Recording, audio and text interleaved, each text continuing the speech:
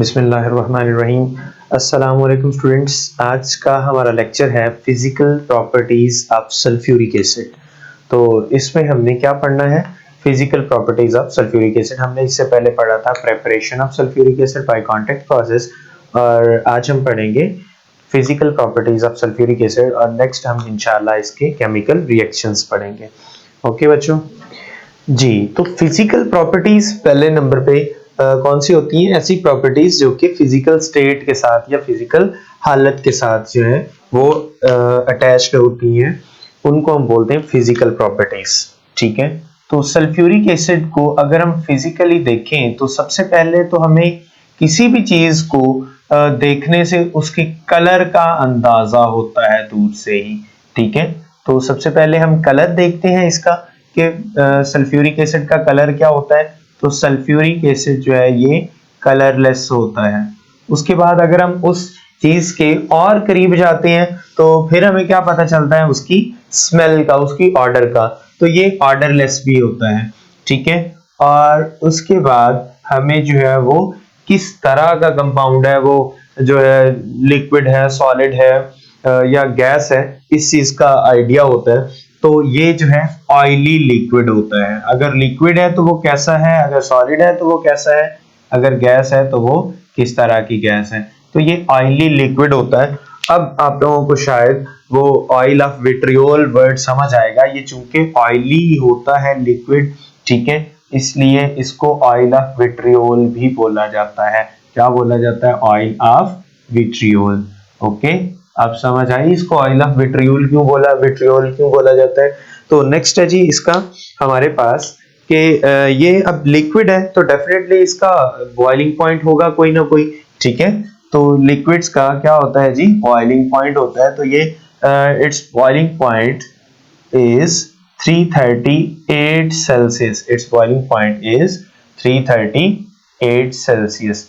Okay, और उसके बाद है जी ग्रेविटी, इसकी डेंसिटी जिसे हम बोलते हैं स्पेसिफिक ग्रेविटी। अच्छा जी, हमने अक्सर जगह पे वर्ड लिखा हुआ सुना है डेंसिटी, और अक्सर जगह पे specific gravity. What is the difference between specific gravity and density? तो अगर मैं आप लोगों को बताऊं कि वाटर की डेंसिटी क्या है जी at normal temperature and pressure, standard temperature and pressure, तो इसकी डेंसिटी क्या होती है जी? 1 ग्राम पर सेंटीमीटर क्यूब। ओके, तो बेटा स्पेसिफिक ग्रेविटी क्या होती है? ऐसी ग्रेविटी, स्पेसिफिक ग्रेविटी, ऐसी ग्रेविटी जो कि वाटर की डेंसिटी के साथ, ग्रेविटी के साथ कंपेयर करके हम निकालते हैं, उसको हम बोलते हैं स्पेसिफिक ग्रेविटी। तो इसकी स्पेसिफिक ग्रेविटी कितनी होती है?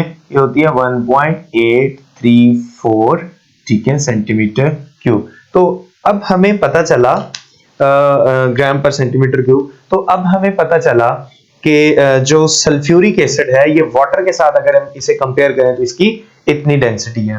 क्लियर हो गया?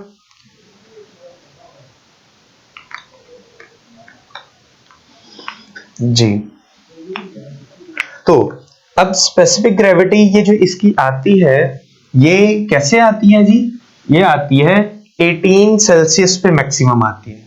कहां पे? 18 सेल्सियस पे ये जो इसकी ग्रेविटी होती है ये मैक्सिमम होती है। और उसके बाद है जी इसकी freezing point. Sulphuric acid freeze at 10.5 Celsius, at 10.5 Celsius. Clear हो गया? उसके बाद है जी इट डिसॉल्व्स इन वाटर। अगर हम सल्फ्यूरिक एसिड को पानी में डिसॉल्व करें तो ये डिसॉल्व हो जाता है धमाके के साथ। ठीक है, इट डिसॉल्व इन वाटर, ठीक है, with a large amount of heat is evolved. Means के अगर हम इसे पानी में डिसॉल्व करें तो बहुत ज्यादा हीट जो है वो इवॉल्व होती है। तकरीबन आपके पास 120 सेल्सियस जो है तक टेम्परेचर उस सॉल्यूशन का, उस मिक्सचर का इंक्रीज हो जाता है। मींस के हाईली एक्सोथर्मिक या एक्सप्लोसिव रिएक्शन होता है इसका और वाटर का। तो उसके लिए हम क्या करते हैं? उसके लिए हम करते यूं हैं कि पानी को किसी बीकर में लेके ठीक है।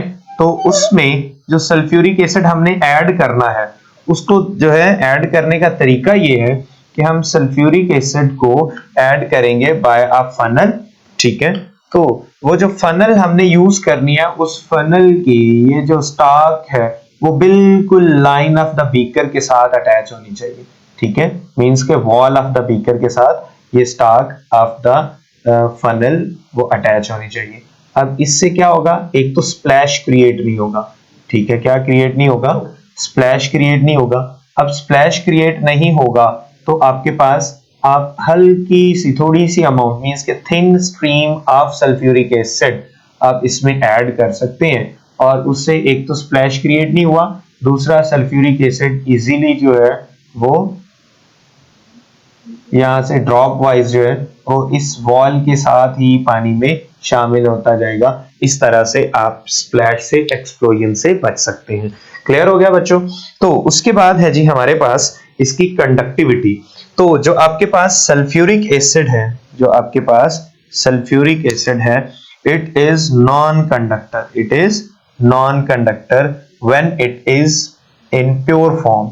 जब ये 100% कंसंट्रेटेड होता है तो ये क्या होता है, नॉन कंडक्टर होता है, but with little amount of water. लेकिन थोड़ा सा अगर इसमें पानी हम ऐड कर दें, ठीक है, बस with little amount of water, ये क्या हो जाता है जी, बन जाता है बहुत अच्छा कंडक्टर।